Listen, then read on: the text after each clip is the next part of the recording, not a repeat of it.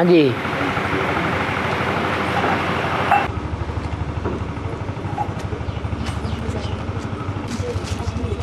कोई माता करने के बाद बेटे के पास कितना जाती है क्लास का पूरा में जाती है। कोई माता यहाँ भर्ती करने के बाद अपने बेटे के पास कितना जाती है तो आप पूना में क्लास कर सकती हो।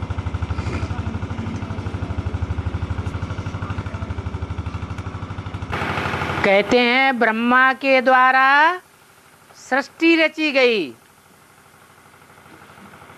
और ब्रह्मा के मुख से ब्राह्मण निकले, तो ब्रह्मा के मुख से निकले हुए ज्ञान से बने ब्राह्मण आज सारी दुनिया में फैले हुए हैं या सिर्फ कोई एक दो शहर में है? तो कहीं भी पढ़ाई पढ़ें ब्राह्मण ही कहे जावेंगे, परंतु पढ़ाई का प्रूफ चाहिए।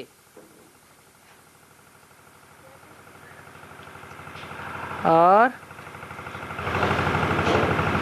अब हाथ में जो नवग्रह का गायन है ज्योतिष में, उसका हमारे बेहद में क्या महत्व है? जैसे नवग्रह हैं वैसे ही 9 धर्म भी हैं जो नंबरवार भगवान से प्राप्ति करने वाले हैं। ज्ञान की रोशनी लेने वाले हैं। वो नवग्रह तो जड़ हैं,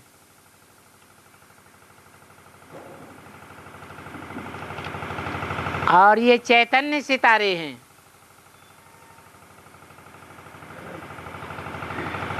वो जड़ ग्रह भी जब आपस में टकराते हैं तो दुनिया का विनाश होता है। उन ग्रहों में सबसे बड़ा ग्रह माना जाता है बृहस्पति, बाकी छोटे छोटे ग्रह हैं।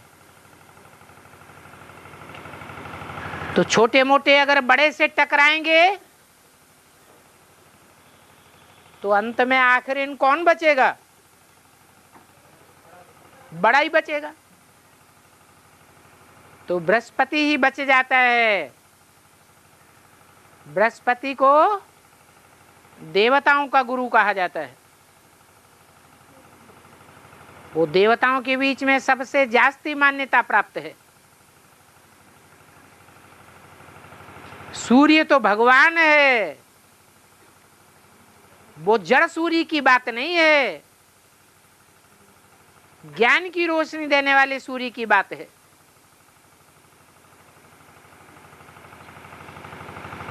तो हम ब्राह्मण बच्चे हैं धरती के चैतन्य सितारे, और वो आकाश के जड़ सितारे हैं। दुनिया जड़त्व के आधार पर चलती है या चैतन्य के आधार पर चलती है? चैतन्य में ज्यादा शक्ति होती है या जड़त्व में ज्यादा शक्ति होती है? चैतन्य में शक्ति होती है। परंतु हम अपनी चैतन्य आत्मा को अभी तक भूले हुए थे। बाप ज्ञान सूर्य आकर को हमको रोशनी देते हैं कि तुम चैतन्य आत्मा हो, तुम्हारे में ही कोई बृहस्पति भी है, कोई शनि देवता भी है, कोई मंगल देवता भी है। जैसे 9 धर्म हैं, ऐसे ही उन 9 धर्मों के अधिपति 9 ग्रह हैं। वो जड़ भी हैं और चैतन्य भी हैं।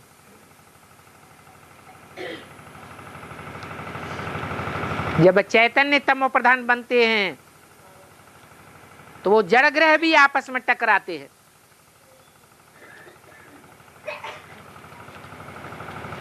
झगड़ा तमो प्रधानता का आपस में होता है या सतो प्रधान टकराता है? तमो प्रधान टकराता है।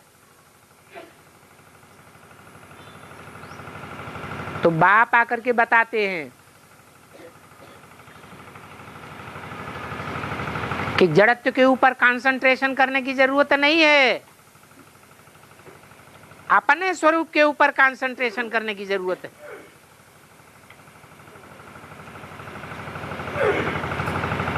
बाकी न झूठे वो जड़ तत्व हैं और न झूठे ये चैतन्य आत्मा है।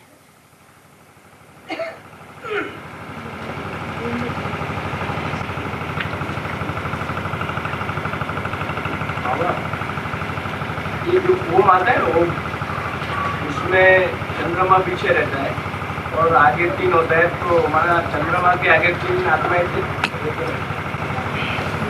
यज्ञ के आदि में अपने स्वरूप को पहचानने वाला ज्ञान चंद्रमा था, या अपने स्वरूप को पहचानने वाले ब्रह्मा विष्णु शंकर थे? अपने स्वरूप को पहले किसने पहचाना? अभी हम जो बात पूछ रहे हैं उस पर ध्यान दो। ज्ञान यज्ञ जब से सन 36 से शुरू हुआ तो पहले पहले शिव के साथ ब्रह्मा विष्णु शंकर 3 देवताएं आए या चंद्रमा आया? ब्रह्मा विष्णु शंकर के साथ शिव आते हैं। बाद में सन 47 से मुरलियां चली हैं, तब ब्रह्मा का आविर्भाव हुआ। तब ओम मंडली बदल करके क्या हो गई? ब्रह्मा कुमारी विश्वविद्यालय नाम पड़ गया। इसलिए ओ आ ऊ मां, आ माने ब्रह्मा, ऊ माने विष्णु, मां माने महेश।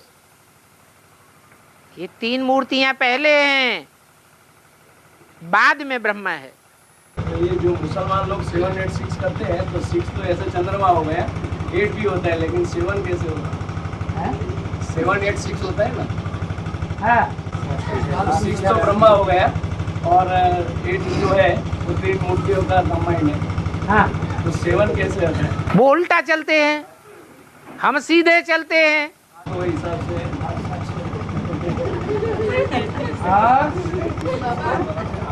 अभी की मुरली में कहा गया है बाबा रमंतु रमनबाज है, इसका क्या अर्थ? रमतू रमजबाज है, मतलब बाबा जो ज्ञान सुनाते हैं वो कहने को तो कहते हैं कि बहुत सहज ज्ञान है,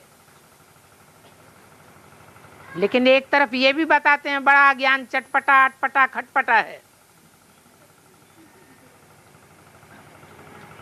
बाबा को तो बच्चों को आगे बढ़ाना है,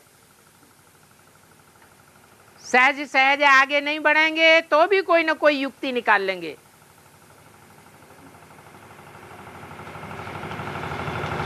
इसलिए रमतू रमजबाज कहा जाता है। और जोर से हैं? ब्रह्मा की प्रतिष्ठा होती है तो उनका चेहरा मोरा बदल जाता है। बाबा का चेहरा मोरा शिव जो है, शिव निराकार ज्योति बिंदु है या सूक्ष्म शरीरधारी है? निराकार है। निराकार वजन वाला है या हल्का फुल्का है? तो हल्का फुल्का प्रवेश करेगा तो चेहरे में कोई अंतर प्रतीत नहीं होगा, और सूक्ष्म शरीरधारी जब प्रवेश करते हैं तो चेहरा मोरा बदल जाता है। यही अंतर है।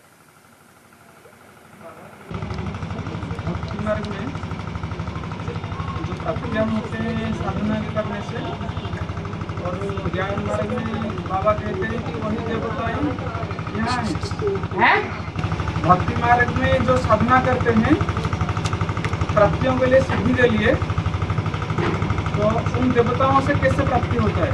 वही देवताएं अगर यहाँ हैं, यहाँ कहाँ देवताएं हैं? बाबा ने कहा है ना, तो यानी भक्ति में कैसे सिद्धियाँ और जो सूक्ष्म शक्तियाँ प्राप्ति होती हैं? भक्ति में कोई शक्ति प्राप्त नहीं होती है। शक्ति प्राप्त होती तो दुनिया ऊपर चढ़ती या नीचे गिरती? नीचे क्या? तो कोई शक्ति प्राप्त भक्ति मार्ग में नहीं होती है, सिवाय नीचे गिरने के कुछ भी नहीं मिलता इसका सोर्स वाला क्या होता है? जो स्थूल सिद्धियां प्राप्त होती है, कोई सिद्धियां नहीं, ये सब कपोल कल्पित गाथाएं हैं। हाँ, जो अभी साईं बाबा जिनका अभी ध्यान हुआ है, हाँ, उनको वो कहते थे कि मैं ईश्वर हूँ, हाँ, तो अब वो कई कई सिद्धियां करते थे। हाँ, तो हवा में कोई भी जो चीज जो मांगते थे वो निकाल के देते थे। हाँ। तो वो ऐसा कैसे करते थे? तो उनसे कभी क्यों नहीं पूछा आपने कि आप स्वर्ग निकाल के दे दो? हमें तो मिले ही नहीं बाबा उनसे। तो आप उनकी बात क्यों कर रहे हैं? हमने अभी पेपर में पढ़ा है। मुरली, फिर वही पेपर में सुनी सुनाई बातें लिखी जाती हैं या प्रैक्टिकल में अनुभव की हुई बातें लिखी जाती हैं? बाबा ने तो बता दिया, भारतवासियों ने सुनी सुनाई बातों से दुर्गति को पाया है। फालतू की बातों में बुद्धि का रमण क्यों करना चाहिए? वेस्टेज ऑफ टाइम, मनी और एनर्जी हो जाता है।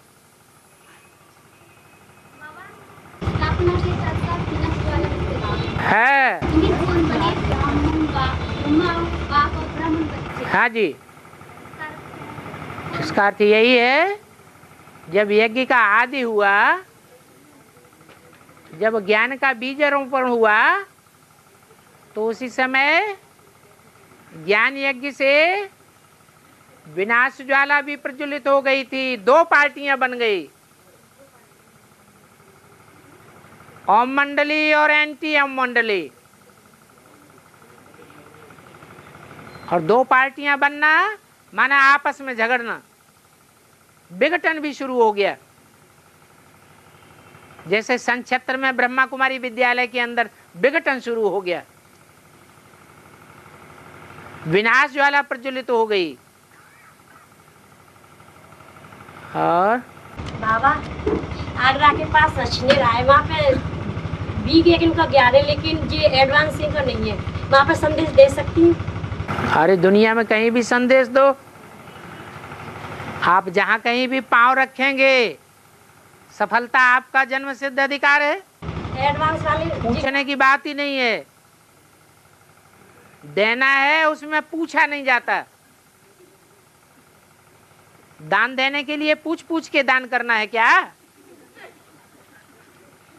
ये तो ज्ञान का दान है, ब्राह्मणों का सर्वश्रेष्ठ दान है, इसमें पूछने की बात नहीं। और बाबा शिवलिंग के जो 3 निशान होते हैं वो काहे का प्रतीक है? कौन से 3 निशान? तो एक ऊपर होता है, बीच होता है, बीच में 3 लाइनें होती हैं। हाँ, वो ब्रह्मा विष्णु शंकर 3 मूर्तियों की यादगार हैं। और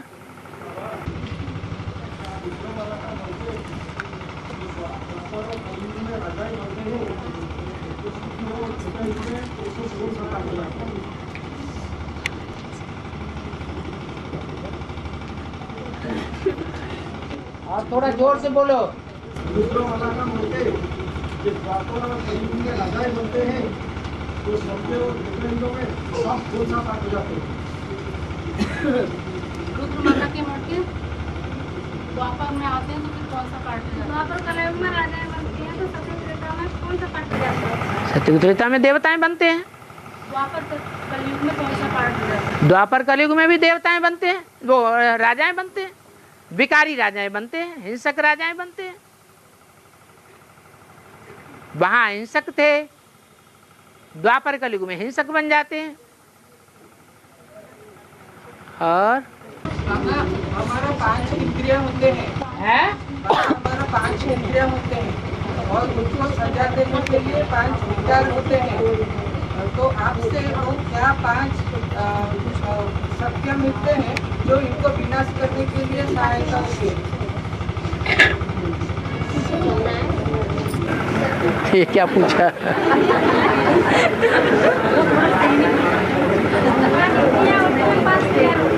5 इंद्रियां होती हैं, 5 विकार होते हैं। हाँ, तो फिर आपसे वो क्या 5 सत्य मिलते हैं जो इनको विनाश करने के लिए सहायता? 5 कौन सी इंद्रियों की बात कर रहे? ज्ञानेंद्रियों की बात कर रहे या कर्मेंद्रियों की बात कर रहे? ज्ञान इंद्रियों में काम क्रोध लोभ मोह अहंकार का क्या कनेक्शन? कर्म इंद्रियों से तो काम विकार का, क्रोध विकार का, लोभ मोह अहंकार का कनेक्शन जोड़ा जा सकता है। ज्ञान इंद्रियों से कैसे जोड़ेंगे?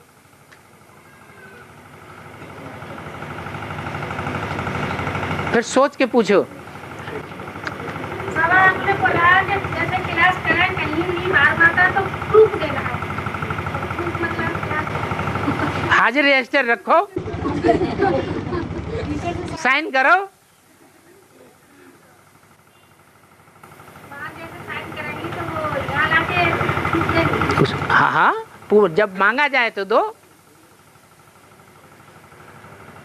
और सीढ़ी के चित्र में जो कितनी आत्माएं बताई 550 करोड़, तो कभी कभी बाबा 700 करोड़ भी बोलते हैं।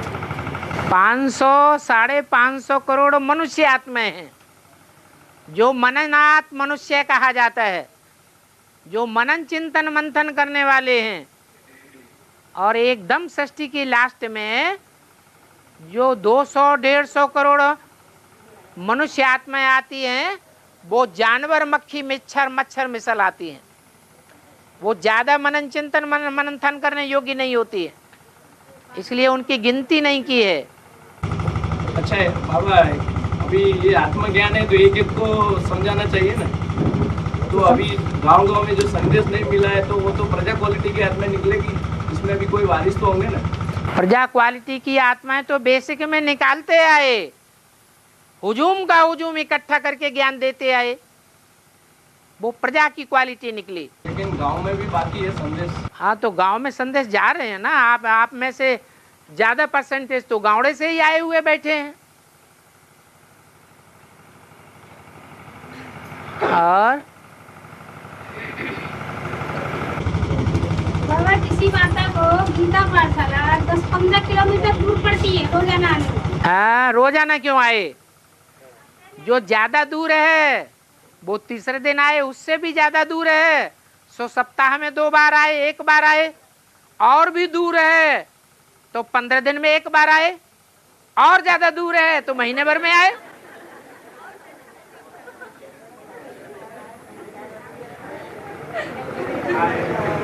रेगुलर आए तो वो भी रेगुलरिटी कही जाएगी। महीने में 1 बार आएंगे। हाँ जी, महीने में 1 बार आना है। महीने में 1 बार आए, ज्यादा दूर है तो लगन तो साबित होती है ना। और बाबा लक्ष्मी नारायण के चित्र में जो लक्ष्मी नारायण का नारायण के पीछे जो पेशगिरी दिखाते हैं ना, हाँ जी, लक्ष्मी नारायण के जो चित्र हैं हाँ उसमें पीछे की साइड पेशगिरी बताते हैं ना। हाँ। तो लक्ष्मी के पीछे हरा कलर है और उसमें रेड कलर है, तो उसका क्या मीनिंग है? वो क्रांतिकारी है नारायण, शंकर का पाठधारी है और वो स्वर्ग लाने वाली है, इसलिए हरा हरा दिखाया है, क्योंकि वो ब्रह्मा के द्वारा पालना लेती है। ब्रह्मा श्रावण का अंधा है, इसको स्वर्ग ही स्वर्ग दिखाई देता है, उसकी औलाद भी स्वर्ग में जीती है। इसलिए लक्ष्मी को हरा पेशगीर है और नारायण को लाल पेशगीर दिखाया गया है। वो स्थापनाकारी है, वो विनाशकारी है, दोनों ही कल्याणकारी हैं। संकल्प की क्रांति होती है। जरूर। क्या ब्राह्मणों की दुनिया में क्रांति नहीं देखने में आ रही है? और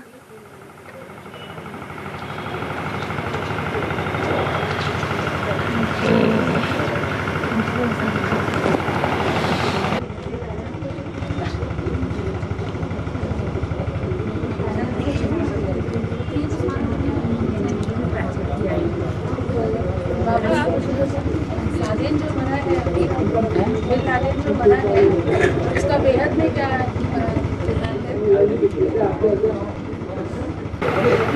इस बात का क्लैरिफिकेशन अभी 2-3 जब से लादेन ने शरीर छोड़ा है तब से 6-8 बार किया जा चुका है। पिछली वाणियाँ पढ़ लीजिए।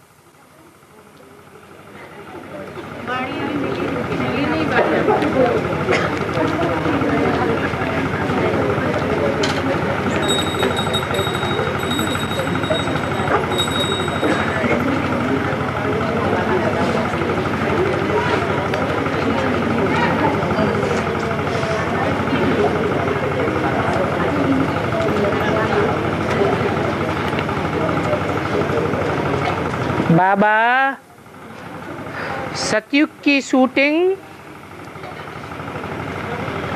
जनसंख्या की वृद्धि के हिसाब से ब्राह्मणों की दुनिया में 1960-61 से शुरू होकर 76 तक चलती है और राम बाप का जन्म 1942 में होता है,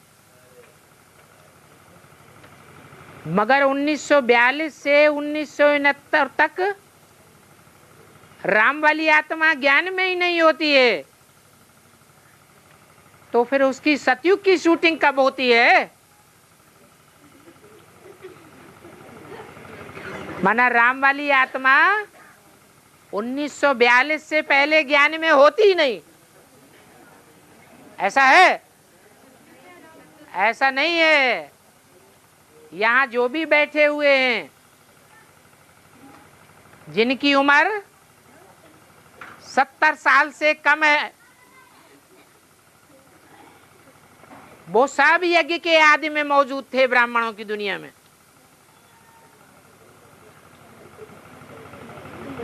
राम वाली आत्मा की तो बात ही क्या कहने।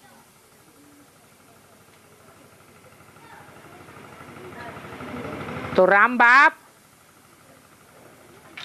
और राम बाप के जो फॉलोअर्स सूर्यवंशी बच्चे थे, उन्होंने तो यज्ञ के आदि में ही सूर्यवंश की सतयुग की शूटिंग कर ली।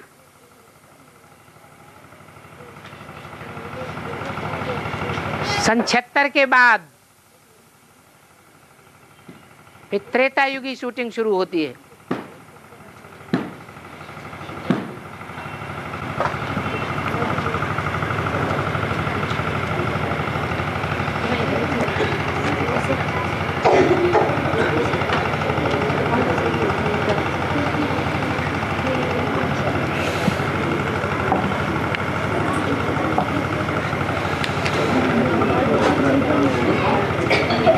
कोई ने पूछा है हम बच्चे अपने अपने स्थान पर बाबा की याद में अमृत बेला बैठते हैं, तो क्या बाबा भी बच्चों को पावर देने के लिए अमृत बेला अपने स्थान पर बैठते हैं?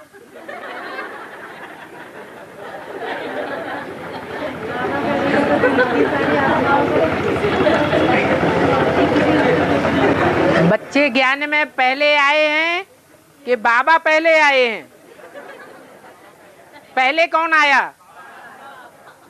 तो बाबा ने पहले पुरुषार्थ कर लिया बैठने वाला, या बच्चों ने पहले किया? तो बाबा को करने की दरकार है? मुरली में तो बाबा बोलते हैं बच्चे चलो आगे, चलो आगे, मैं आता हूं। बाप भी, लौकिक बाप भी बच्चों को आगे आगे चलाते हैं, पीछे पीछे खुद चलते हैं। बच्चों को उमंग उत्साह देने के लिए आगे बढ़ाते हैं। तो बाप भी कहते हैं बच्चे दौड़ो, तुम आगे चलो, मैं पीछे पीछे आता हूं। तुम्हारे पांव छोटे छोटे हैं, मेरे पांव तो लंबे लंबे, मैं कभी भी आगे पहुंच जाऊंगा। बाकी दो बाप हैं बेहद के, एक है अंतर्यामी और एक है बहिर्यामी। जो बहिर्यामी है उसको बाबा कहा जाता है, जो अंतर्यामी है उसे शिव बाबा कहा जाता है। वो शिव बाबा तो सदैव ही बैठने वाला है या कभी सोने वाला भी है? वो तो सदैव ही जागृत है।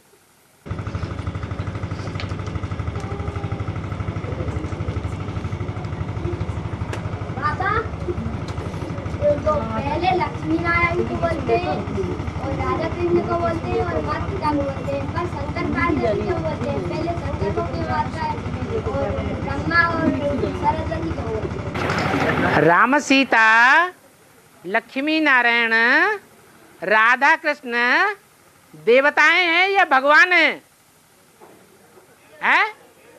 देवताएं। और शंकर पार्वती भगवान भगवती का रूप हैं या देवी देवताएं मात्र हैं? तो भगवान भगवती हैं, वो सबसे ऊंचे हैं। उनमें भगवान और भगवती दो रूप हो गए। तो भगवान बड़ा या भगवती बड़ी है? भगवान बड़ा, इसलिए शंकर को आगे रखते हैं और पार्वती को पीछे रखते हैं। देवी देवताओं में देवियों को आगे इसलिए रखा गया है कि देवियां जब तक आगे कदम नहीं बढ़ाती हैं पुरुषार्थ में, तब तक देवताएं भवसागर से पार नहीं हो पाते हैं। क्योंकि देवताएं पुरुष रूप थे पुरुषार्थी जीवन में। पुरुष जितने होते हैं सब दुर्योधन दुशासन, वो अपनी शक्ति से आगे नहीं बढ़ सकते विकारों के विजय के मामले में, इसलिए उनका नाम पीछे है और कन्या माताओं का नाम आगे है। से संगम युग के लिए शूटिंग हो रहा है। ये शूटिंग गोला में दिखाया गया है। संगम युग में 1936 से शुरू होकर 2004 में एंड हो जाता है। ये संगम युग पर, जैसे संगम युग पर जो 84 धर्मों का शूटिंग होता है आत्मा की, तो दिखाया गया है कि 1936 से शुरू होकर ये 2004 में एंड हो जाता है।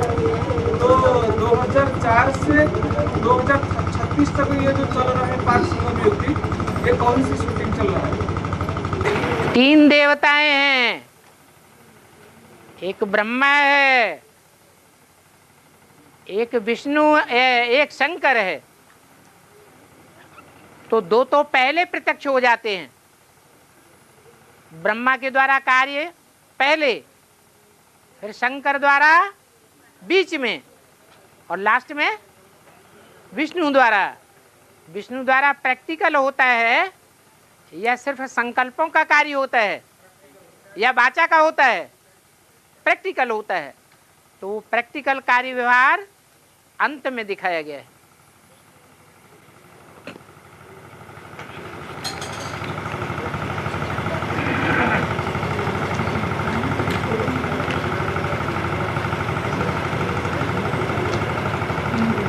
सारी दुनिया में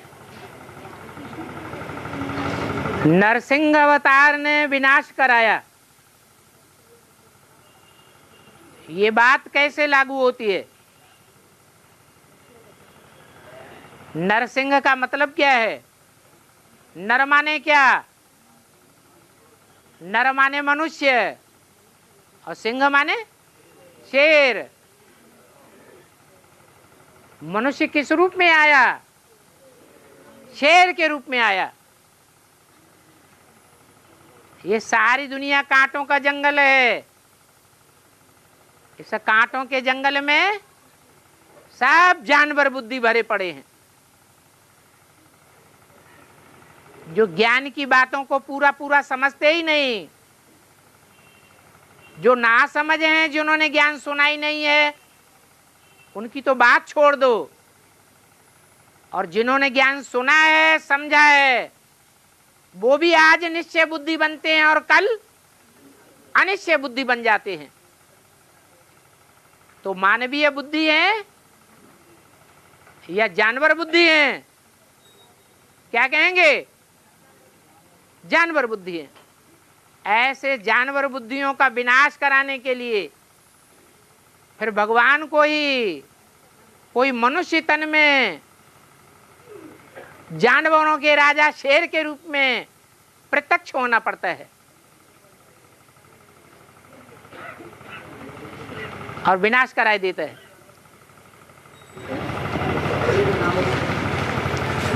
दुनिया में जो भाषाएं निकली हैं उनकी उत्पत्ति कब होती है और कैसे होती है, और कौन इन भाषाओं को निकालने के निमित्त बनते हैं। जो रोज की मुरली सुनने वाले हैं उन्होंने मुरली में सुन लिया होगा,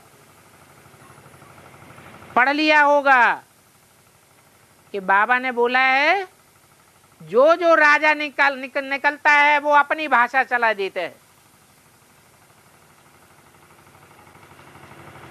पहले सतयुग त्रेता में एक ही भाषा होती थी, एक ही राजा होता था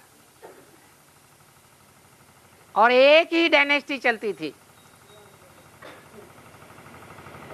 बाद में द्वैतवादी युग शुरू हुआ, दो दो धर्म, दो दो राज्य और दो दो भाषाएं उठती गईं। 2 से 4, 4 से 8, 8 से 12, ऐसे भाषाओं का भी मल्टीप्लिकेशन होता गया।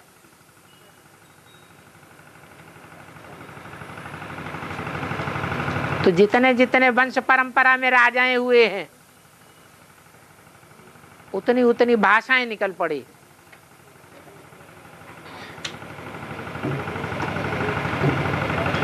एक के निमित्त बनने की बात नहीं है।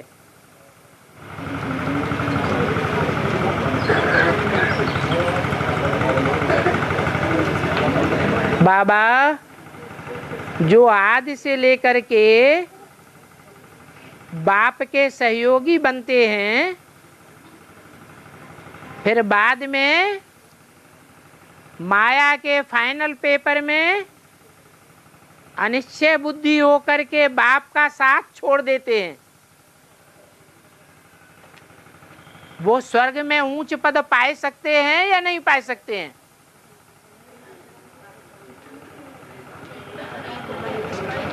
इतना तक तो पता है पूछने वाले को कि साथ छोड़ देते हैं, लेकिन ये पता नहीं है कि ये साथ छोड़ने का भी ड्रामा में क्रम क्यों नुदा हुआ है। पद एक जैसे होंगे, कुर्सियां एक जैसी होंगी या नंबरवार होंगी? तो नंबरवार बनाने के लिए ही ये अनिश्चय बुद्धि होने का ड्रामा में नूद है। कोई पहले अनिश्चय बुद्धि हो जाते हैं, कोई बाद में अनिश्चय बुद्धि बनेंगे। जो जितना बाद में अनिश्चय बुद्धि बनेंगे उतना ही पहले बाप के नजदीक फिर से आ जाएंगे।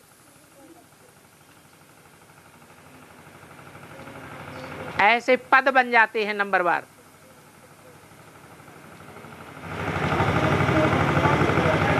बाबा यहाँ तो ज्ञान की ऊंचाइयां ज्यादा हैं, लेकिन यहाँ संख्या बहुत कम है। वहां बीके में ज्यादा जोर है, लेकिन ज्ञान की गहराई तो उतनी नहीं है। फिर वहां ज्यादा जोर क्यों है? पांडवों की संख्या ज्यादा थी या कौरवों की संख्या ज्यादा थी? अज्ञानियों की संख्या ज्यादा होती है या ज्ञानियों की संख्या ज्यादा होती है? दुनिया में श्रेष्ठ ज्यादा होते हैं या कनिष्ठ ज्यादा होते हैं? कनिष्ठों की संख्या ज्यादा होती है और श्रेष्ठ की संख्या कम होती है।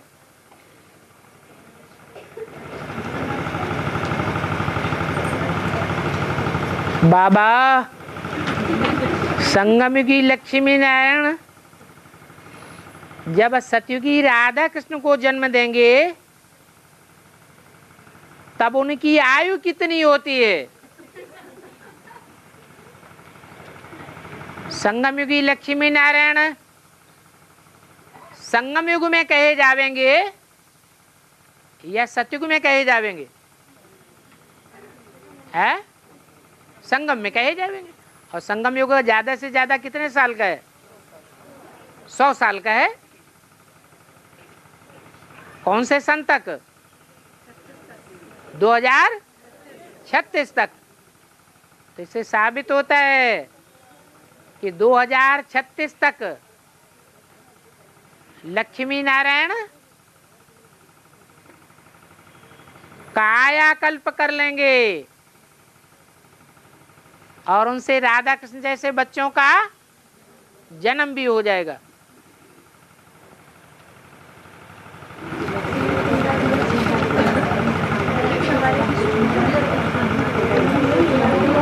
सुखधाम और शांति धाम को याद करने का तरीका क्या है?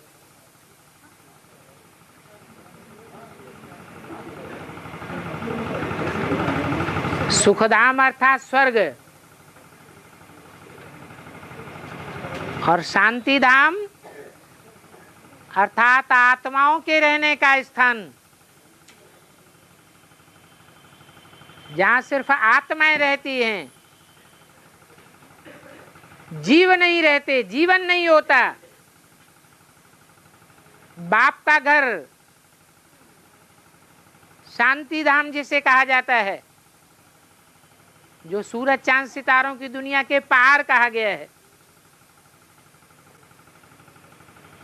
जहां बुद्धि की ऊंचाई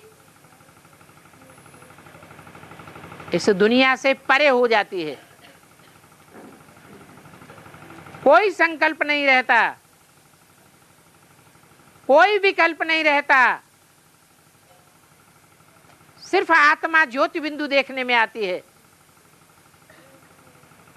उसे कहते हैं शांति धाम को याद करना। और मुरली में सुखधाम की जो भी बातें बताई हैं, उन बातों में रमण करना, उन बातों को याद करना सुखधाम की याद है।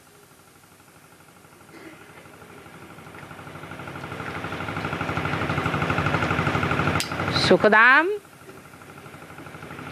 इस साकार दुनिया की चीज है और शांति धाम निराकारी दुनिया है, जहां शरीर नहीं होते, 5 तत्व नहीं होते, कोई संकल्प नहीं होता सिवाय आत्मा के, आत्म की स्थिति।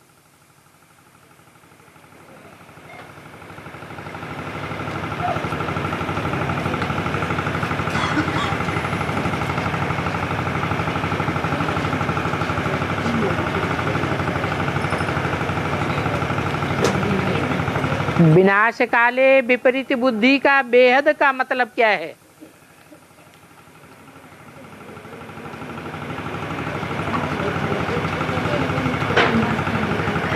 अभी विनाश काले कहें,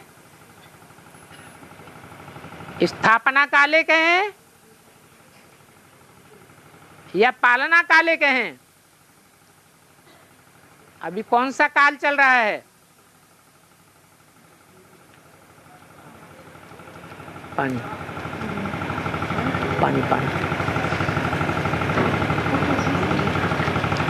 अभी स्थापना का काल चल रहा है, विनाश का काल चल रहा है या पालना का काल चल रहा है?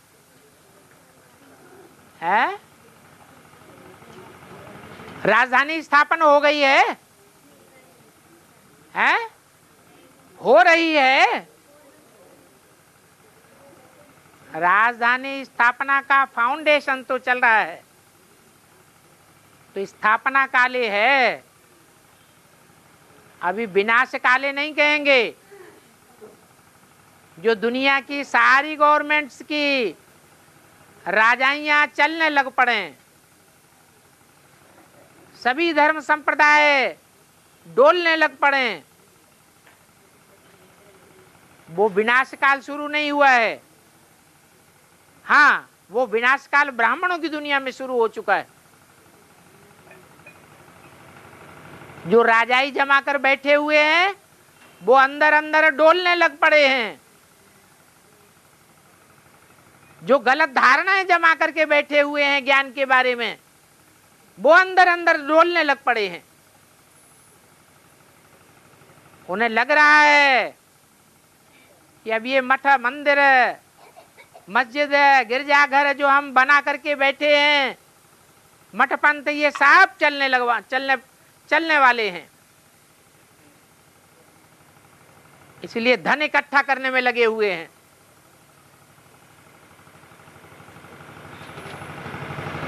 धारणाओं की बाजी हार गए हैं। तो अभी विनाश काले नहीं कहेंगे, विनाश काले तब कहेंगे जब ब्राह्मणों की दुनिया के साथ साथ बाहर की दुनिया के भी मठपंथ संप्रदाय चलने लग पड़े और राजाइयां हिलने लग पड़े, स्थूल एटम बम फूटने लग पड़े, तब कहेंगे विनाश काले। और विपरीत बुद्धि किसके साथ? बाबा ये संगम की लक्ष्मी अरे बात तो पूरी हो जाने दो।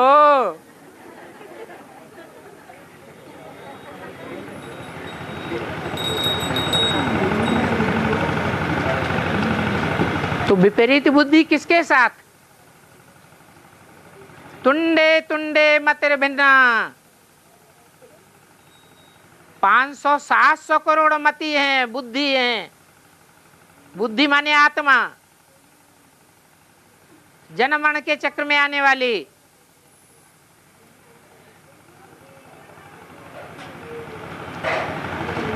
तो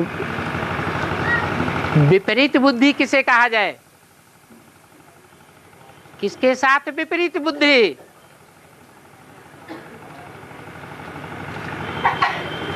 कोई साकार है जिसके साथ विपरीत बुद्धि, या निराकार आत्मा है जिसके साथ विपरीत बुद्धि? जरूर कोई साकार है। जो मुकर्रर रथ है, उस मुकर्रर रथ में परमपिता परमात्मा प्रवेश करके जो श्रेष्ठ बुद्धि धारण कराता है, उसके प्रति विपरीत संकल्प अगर चलते हैं तो उनके पद का जरूर विनाश होने वाला है। इसलिए कहा गया विनाश काले विपरीत बुद्धि विनश्यते, उनका पद विनाश होने वाला है। ब्राह्मणों की दुनिया में भी ये बात लागू होती है और बाहर की दुनिया वालों की बुद्धि में भी ये बातें लागू होंगी।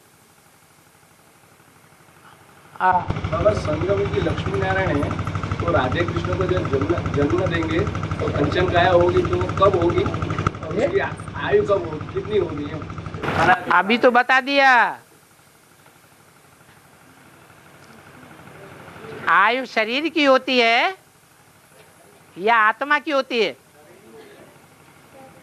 लक्ष्मी नारायण का जन्म कब हुआ? है? 66 में घोषणा की थी, 8 से 10 वर्ष बाद। हाँ, तो कब हुआ? 76 से जोड़ दो सन 36 तक, कितने वर्ष हुए? है? सन 36 में लक्ष्मी नारायण का जन्म हुआ। तो मुरली में यही तो बोला गया है, वहां जब 60 साल की आयु होगी तो बच्चा पैदा होगा। ये बात किसके लिए टैली होती है? सतयुग के बाद वाले नारायणों के लिए टैली होती है, या संगम युगी पहला नारायण है उसके लिए टैली होती है? आपकी तो आयु ज्यादा होगी ना। आयु ज्यादा होगी लेकिन बच्चा तो पहले पैदा होगा ना। तो आप तो बच्चे पैदा करने की बात कर रहे हैं। आपको बच्चा पैदा करने की ललक है या पूरी आयु की ललक है? पूरी आयु।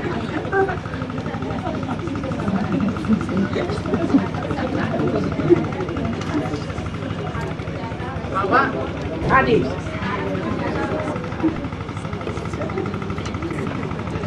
भक्ति में त्रेता युग में राम ने नल नील की मदद से पुल बनाया था। है? भक्ति में गाया ने कि राम ने नल नील की मदद से पुल बनाया था लंका पे विजय करने के लिए। तो बेहद में वो नल नील कौन है और पुल का क्या मतलब? नल क्या करता है? नल का काम क्या है? धुलुलुलु क्या करता है? अरे नल क्या करता है? तो यहाँ पानी देने वाला कौन है? नल है? अरे पानी देने वाला नल कौन है? बाबा। हाँ, आत्मा कौन सी है? हैं? राम वाली आत्मा। और नील माने नीला रंग, नीला रंग, काला रंग और हरा रंग, ये विषैले रंग माने जाते हैं या अमृतत्व देने वाले रंग माने जाते हैं? विषैले रंग हैं। तो वो नील का काम है। बंदर भी दो प्रकार के खास होते हैं, एक काले मुंह वाला और एक लाल मुंह वाला। तो जो काले मुंह वाला है वो ज्यादा विकारी होता है, इसलिए नील है उसका नाम। ये दो बंदर हैं जो पत्थर बुद्धियों को पानी में तैराए देते थे। कौन से पानी में? ये विषय सागर है। विषय सागर में तैरना सिखाई देते हैं।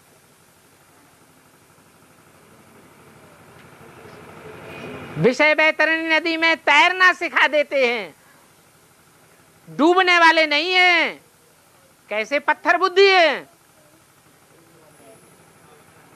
जो तारू हैं, खुद भी पार जाते हैं और अपने संगी साथियों को भी पार ले जाते हैं। ऐसे पत्थर हैं बुद्धि। उन पत्थरों का पुल बनाया हुआ है। उन्होंने स्थूल बात समझ ली है। और मुरली में आया कि भारत में ज्यादा अनाज था, ज्यादा अनाज मिलता था। हाँ आजकल इतना कमती हो गया तो विदेश से मंगाना पड़ता है। हाँ, तो आसमान के प्रति लागू होता है। वेद में ही लागू होता है, हद में भी लागू होता है। जो बातें हद में लागू होती हैं वो बात बेहद में भी लागू होती है। लेकिन ब्राह्मणों को कहाँ कौन से अर्थ में लेना चाहिए? पहले बेहद में लेना चाहिए। तो क्या अर्थ लगाएंगे? हैं? हाँ, जो अच्छे अच्छे रत्न हैं वो कलयुग के अंत में कहाँ भेजे जाते हैं? विदेश में भेजे जाते हैं। बाहर की दुनिया की रीति से भी देखो, भारत के जो अच्छे अच्छे पढ़े लिखे लोग हैं, फर्स्ट क्लास पास होने वाले हैं, यूनिवर्सिटी में नंबर लेने वाले हैं, वो विदेशों में जा रहे हैं या भारत में कमाई कर रहे हैं? विदेशों में जा रहे हैं। ऐसे ही ब्राह्मणों की दुनिया के जो अच्छे अच्छे रत्न हैं वो कहाँ जा रहे हैं? वो विदेश में पहुंच चुके हैं। उन विदेशों से सारी कमाई आती है। अनाज आता है, अनाज भी बेहद का है। अनाज अन्न को कहा जाता है, पानी ज्ञान को कहा जाता है। जो याद का अन्न है, अनाज है, वो सारा विदेशियों में पहुंच चुका है।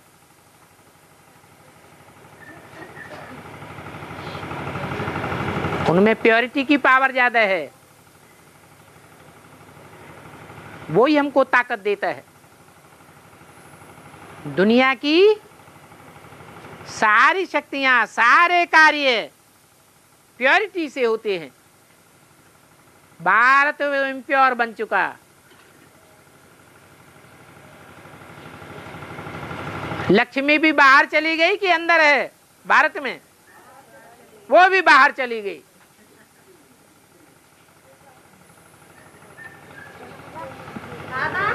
हाँ जी, हमने 2001 में भर्ती करी थी, अब 2011 में कर रहे हैं, तो हमें बड़े होके भी भर्ती करनी पड़ेगी क्या? 2001 में भर्ती की, अभी 11 में कर रहे हो, फिर अब बड़े होके मन नहीं करना तुम चलेगा, ज्ञान में चलते रहो, है रोज क्लास करते रहो। अच्छा, और तू छोड़ दिया तो नहीं छोड़ेंगे, ठीक है, पक्का है।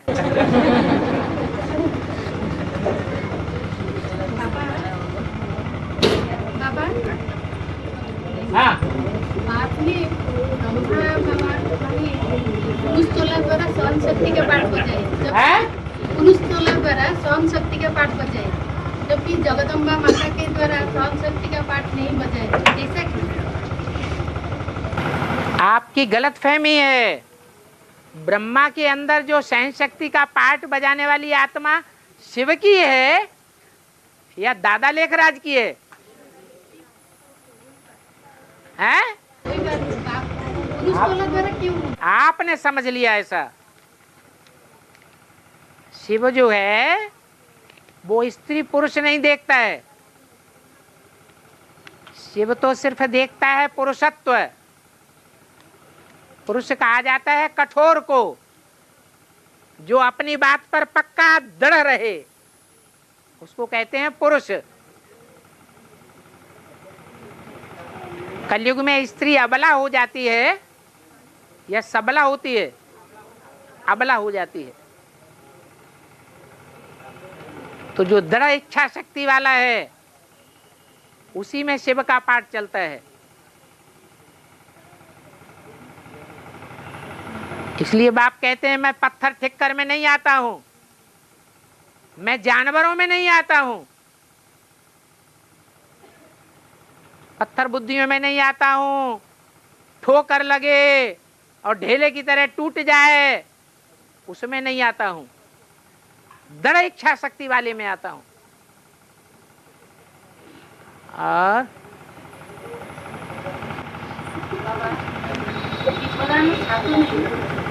शिवदान साधु के समय सनक सनातन सनंदन और सनत कुमार शास्त्र के अनुसार 4 नाम पे दीप जलता है, चारों के नाम पर दीप जलता है, साथ दिया जाता है। तो सनत कुमार पर गायन है, लेकिन तीनों के नाम कुछ गायन नहीं। तीनों के नाम पे गायन नहीं है? सनातन और सनातन सनत कुमार। ब्रह्मा का फॉलोअर ब्राह्मण, विष्णु का फॉलोअर वैष्णव, शिव का फॉलोअर शैव। फॉलोअर या बच्चे के अर्थ में एक मात्रा बढ़ जाती है।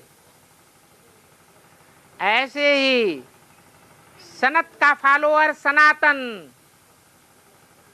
जिन का फॉलोअर जैन। तो सनत है सनातन धर्म का बाप। सनातन धर्म में सूर्यवंश और चंद्रवंश दोनों आ जाते हैं।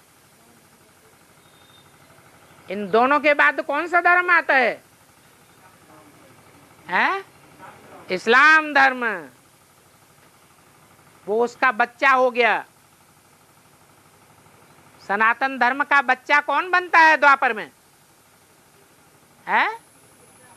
इस्लाम धर्म, वही सनातन है। तो सनत जो है वो सनातन धर्म की स्थापना करने वाला बाप है। उसके बाद विदेशियों में बड़ा है सनातन। सनातन, फिर सनंदन, लास्ट में आता है सनत कुमार।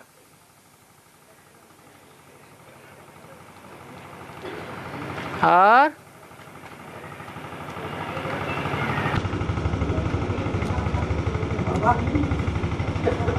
बुद्धि बनना ड्रामे में नून है, जैसे अनिश्चय बुद्धि बनना ड्रामे में नून है। सबके लिए, सबके लिए, अरे सबके लिए नूद है या नहीं है? हैं? किसके लिए नहीं है?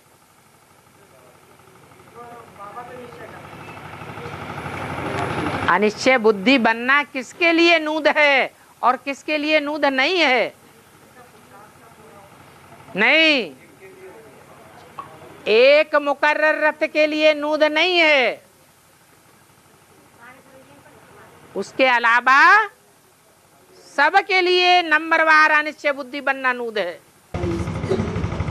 इसका पुरुषार्थ से कोई कनेक्शन नहीं है। पुरुषार्थ से कोई कनेक्शन नहीं है। पुरुषार्थ से कनेक्शन नहीं है और काय से कनेक्शन है? जो अभी सबसे जास्ती अनिश्चय बुद्धि बन रहे होंगे घड़ी घड़ी, तो उनका लंबा टाइम पुरुषार्थी जीवन अनिश्चय बुद्धि का बन गया या निश्चय बुद्धि का बन गया, तो अंत में भी क्या हो जाएंगे? अनिश्चय बुद्धि बन जाएंगे। और बाबा विष्णुपुरी को ससुर घर क्यों कहते हैं? विष्णुपुरी को ससुर घर क्यों कहते हैं? ससुर घर क्यों कहते हैं? कि जो विष्णुपुरी है वो बाप का घर है। किसके बाप का घर? वर पक्ष के बाप का घर। वर माने श्रेष्ठ। कौन है श्रेष्ठ? नर या नारायण? नारी या लक्ष्मी? नारायण ही श्रेष्ठ है। तो वो ससुर घर हो गया।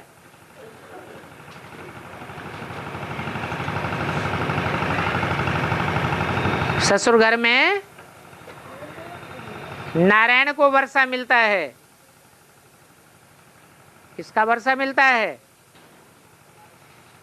नारायण को बाप से वर्षा मिलता है। तो ससुर कौन हुआ?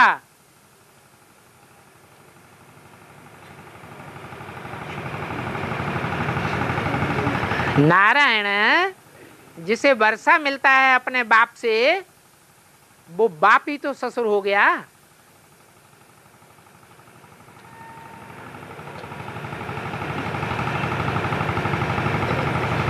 इसलिए फिकरा बनाया था एडवांस में। ससुर घर शंकर का, पियर घर ब्रह्मा का।